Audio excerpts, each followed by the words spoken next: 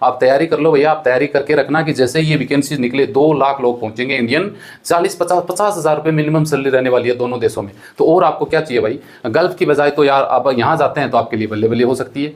नमस्कार साथियों, आज हम बात करेंगे भाई, एक अच्छी अपडेट आप लोगों के साथ शेयर करूंगा। जी हाँ, ताइवान और इजराइल दोनों देश मिलकर लगभग 2 लाख भारतीयों को जॉब देने जा रहे हैं। जी हाँ, अब ये जॉब कैसे मिलेगी?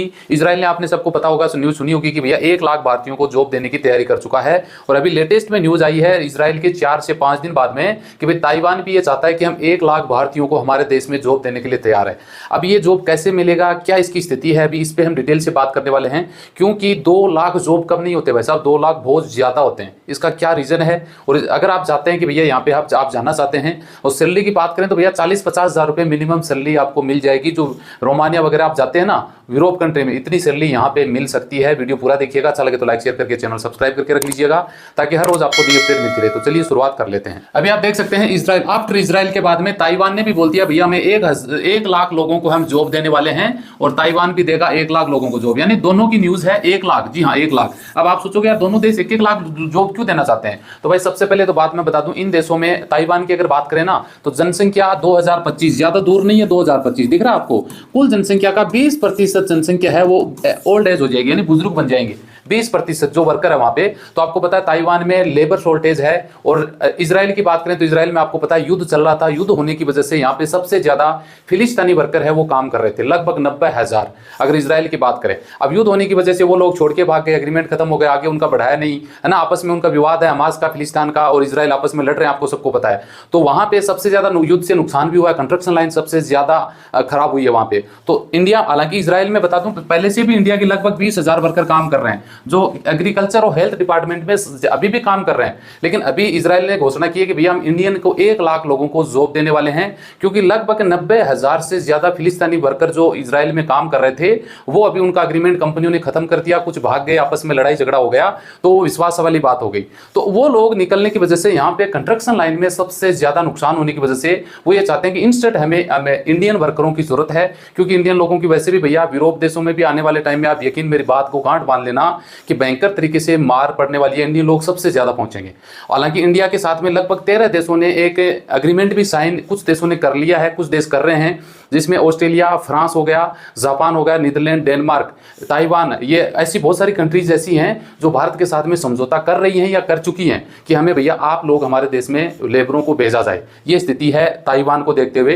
ताइवान में भी 1 लाख लोग अभी पहुंचेंगे जल्दी। और इधर अगर बात करें तो यहाँ पे इजराइल में भी 1 लाख लोगों ने घोषणा उन्होंने की है कि भैया हम 1 लाख लोगों को लेने के लिए तैयार हैं। तो अभी देखते हैं समझौता आगे क्या होता है, हम उस पर अपडेट करेंगे। इधर ताइवान ने भी भैया घोषणा कर दी है। ताइवान, ये देखो नवंबर 2023, यानी ताइवान ने भी ये बोला कि भैया हम ये चाहते हैं कि इंडियन वर्कर हमारे देश में आए और यहाँ पे काम करें।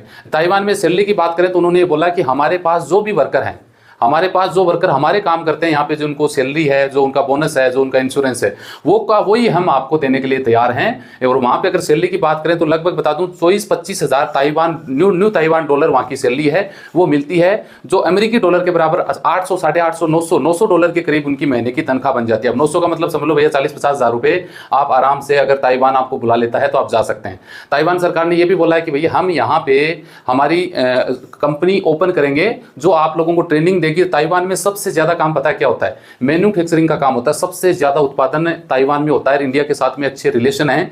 2001 में अगर बात करें तो लगभग 1.5 बिलियन के करीब, अरब डॉलर के करीब अपना बिजनेस था, जिसको अभी बढ़ के लगभग 8.5 बिलियन अरब डॉलर के करीब हमारा बिजनेस ताइवान के साथ हो चुका है। हालांकि देखिए अगर वैसे देखा जाए चाइना वन पॉलिसी के तहत तो ये खिलाफ होगा, लेकिन अभी भारत सरकार ने भी उनका वेलकम कर दिया कि भैया अगर ताइवान चाहता है कि इंडियन 1 लाख वर्कर चाहिए तो हम उनको देने के लिए तैयार हैं। तो अब दिल्ली, बॉम्बे जैसी जगह पे ताइवान की कंपनियां अपना मुख्यालय, अपना कार्यालय खोलेंगे, वहां पे इंडियन लोगों को ट्रेनिंग दी जाएगी। और बहुत सारे वर्कर उनको ऐसे भी हैं जिनको ट्रेनिंग देने की जरूरत नहीं है, उनको डायरेक्ट भर्ती किया जाएगा। जी हाँ, इजराइल भेजे जाएंगे 1 लाख श्रमिक। अब इजराइल में सैलरी की बात करें ना तो भाई लगभग 12,000, 12,500 के करीब इजराइल सैलरी बोला जाता है, इजरायली शेकेल। जी हाँ, शेकेल सैलरी मिल जाती है, जो अमेरिका के लगभग 3300 डॉलर के बराबर यहाँ की तनख्वाह है। ये औसत सैलरी है। अब सबको ये सैलरी नहीं मिलेगी भैया, जो हाई प्रोफाइल है उनकी सैलरी ज्यादा रहती है, और जो कम है उनकी $1000 भी अगर मिल जाती है तो भैया क्या बुराई है, सबसे बेस्ट है। इधर बात करें तो ताइवान भी भैया हम तैयार हैं।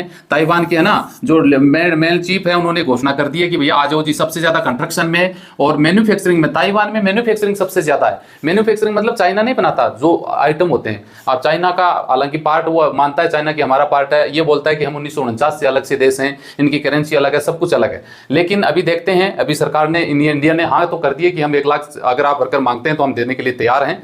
आगे क्या न्यूज आती है उस पर हम आगे डिटेल से बात करेंगे। वैसे इंडिया के हजारों वर्कर हैं जो ताइवान में अभी जॉब कर रहे हैं, ऐसा बात नहीं है कि नहीं है, पहले से भी जॉब पे हैं, इंडियन लोग हैं जो यहाँ पे काम कर रहे हैं। हालांकि अगर देखा जाए ना तो ताइवान के रिलेटेड पहले से भी इंडिया में जॉब आती है, ऐसी बात नहीं है। देख सकते हैं ताइवान हायरिंग, ये इंडिया से रिलेटेड कुछ जॉब आती है। सैलरी देखो 46,000, हालांकि इतनी तनख्वाह नहीं मिलती है भैया, ये कुछ मिनिमम सैलरी यहाँ से शुरू हो जाती है। 24,000 न्यू ताइवानी डॉलर का बराबर अगर इंडियन करेंसी अगर यूएस डॉलर में बात करें ना तो लगभग $850 के करीब महीने की तनख्वाह। तो 850 कम नहीं होती भैया। माल्टा में, पोलैंड में कितनी तनख्वाह है, रोमानिया में कितनी है, $500-600। माल्टा में, रोमानिया में कितनी तनख्वाह है, $800-900, यही है ना। तो इतनी तनख्वाह अगर आपको मिल जाए तो और क्या चाहिए आपको। देख सकते हैं सबसे ज्यादा फैक्ट्री वर्कर की जॉब आती है ना, ये देख सकते हैं, ये भी इंडिया में जॉब आई हुई है। लेकिन आप टेंशन न ले भाई, 2 लाख लोग इंडिया के जल्दी ताइवान और इजराइल पहुंचेंगे अगर सब कुछ अच्छा रहा तो, भारत सरकार अगर इसमें इंटरेस्टेड दिखाया तो।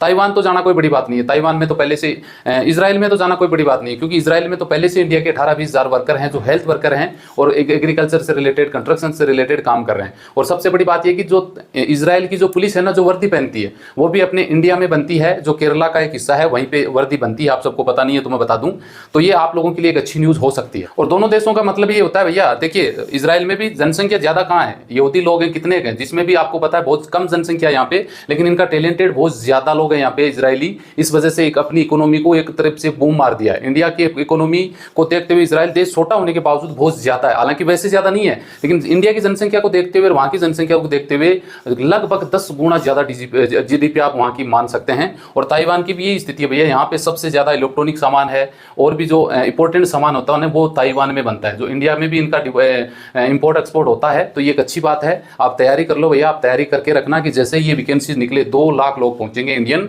40-50 हज़ार रुपए मिनिमम सैलरी रहने वाली है दोनों देशों में। तो और आपको क्या चाहिए भाई, गल्फ की बजाय तो यार आप यहाँ जाते हैं तो आपके लिए बल्ले बल्ले हो सकती है। तो बस ये अपडेट आप लोगों के साथ शेयर करना था। वीडियो अच्छा लगे तो लाइक शेयर करिए। मिलते हैं नेक्स्ट वीडियो में अच्छी जानकारी के साथ। जय हिंद, जय भारत।